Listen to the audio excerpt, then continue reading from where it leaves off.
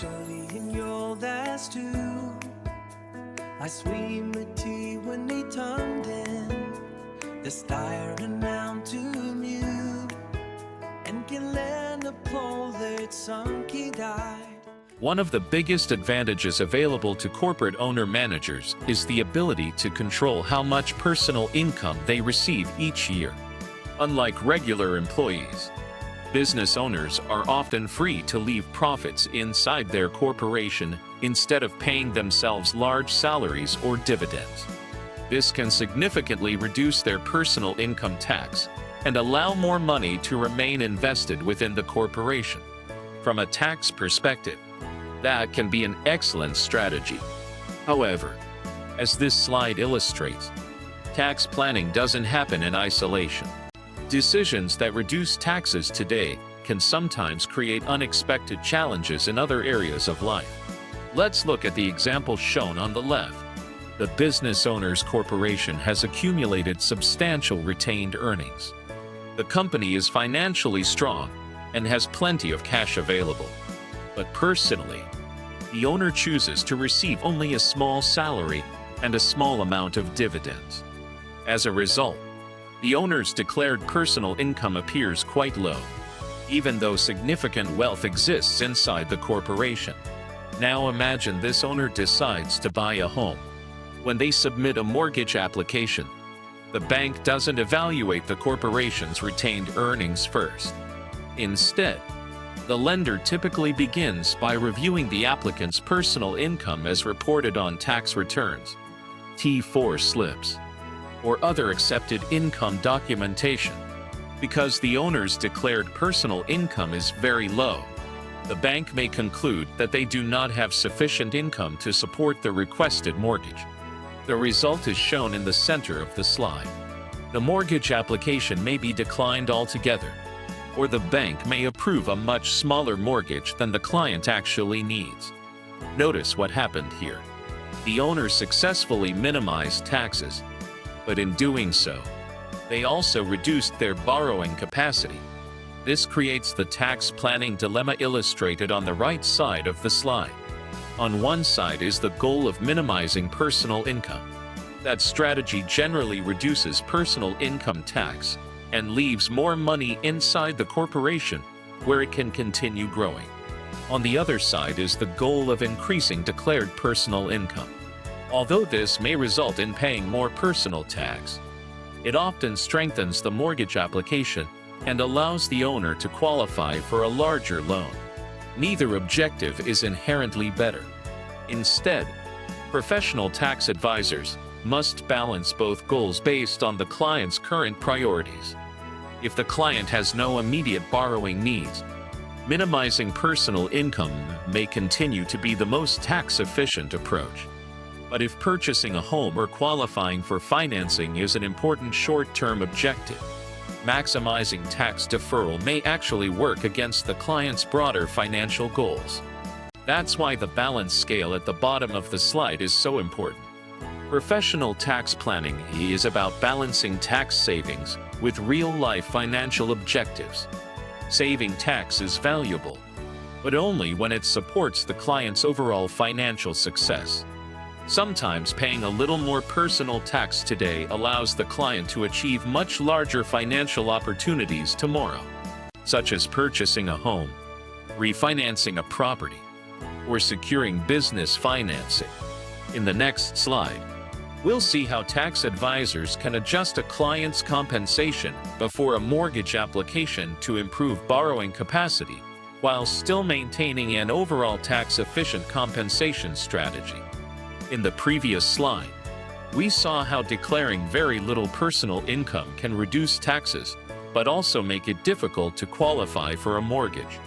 The good news is that this problem can often be solved with proper planning. The key idea is simple. Compensation planning should begin well before the mortgage application is submitted. Let's follow the timeline shown at the top of the slide.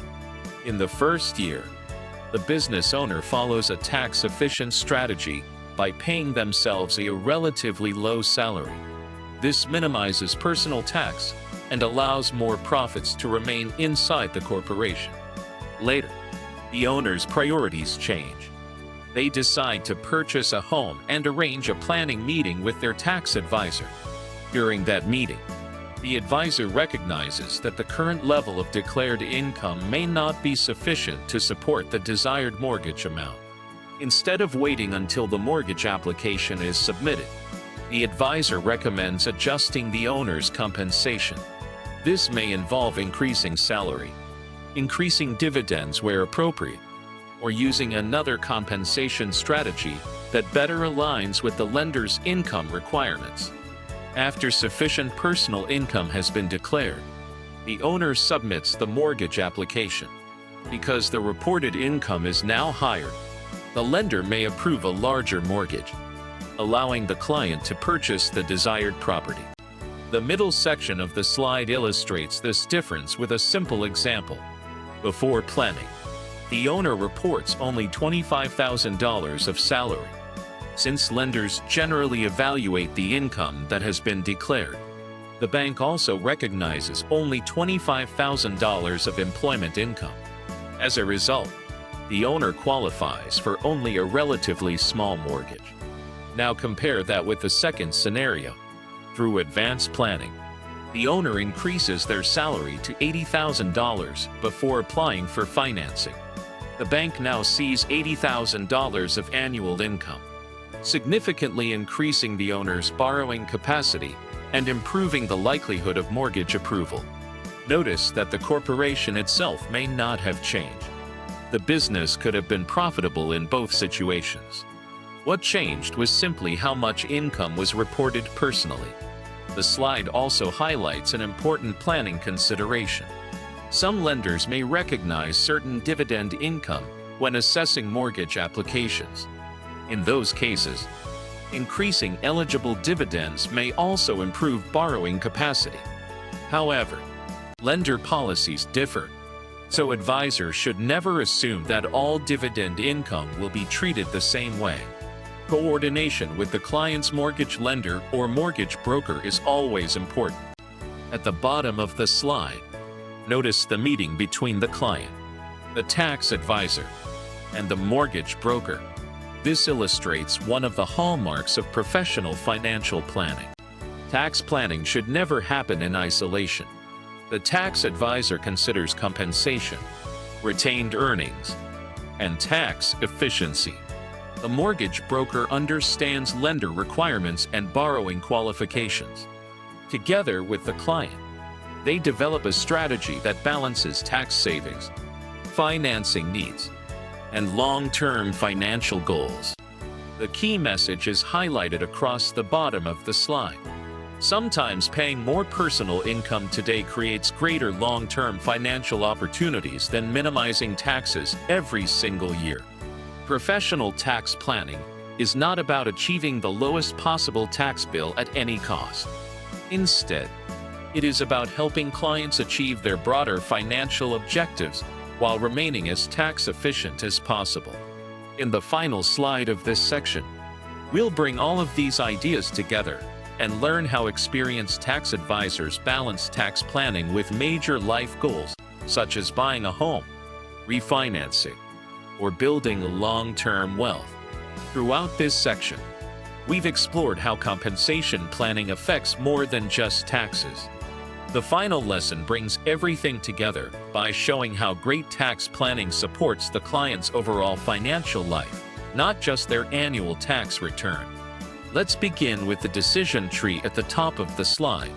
The first question every tax advisor should ask is simple.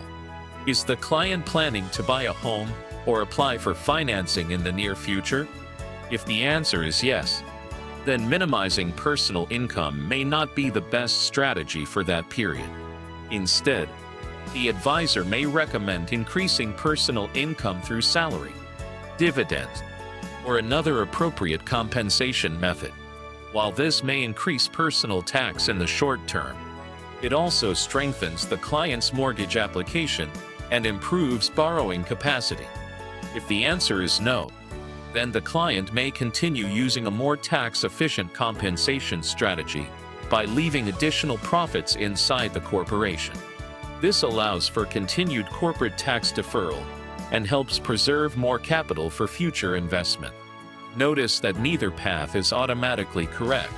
The appropriate decision depends entirely on the client's current objectives. That's why the advisor checklist shown on the left side of the slide is so important. Before recommending compensation, an advisor should ask several practical questions. Is the client planning to buy a home or refinance an existing property? Will they be applying for any other financing in the near future? What income requirements does the lender have? Should compensation be paid as salary, dividends, or a combination of both? How much time is available before the mortgage application?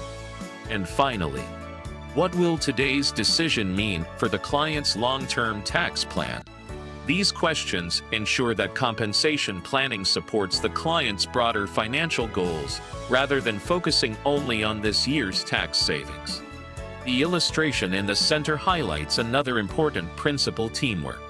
The client, tax advisor, and mortgage broker each bring different expertise to the planning process. The tax advisor focuses on tax efficiency and compensation planning.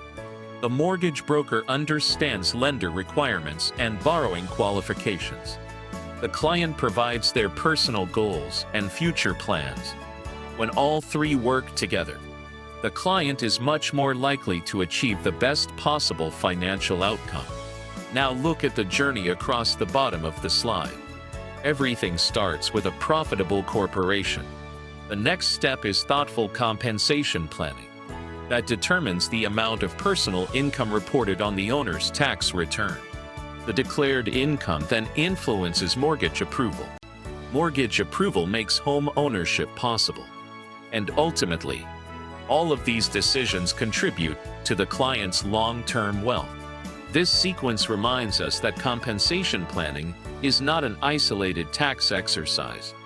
Every decision creates opportunities or limitations that affect future financial goals.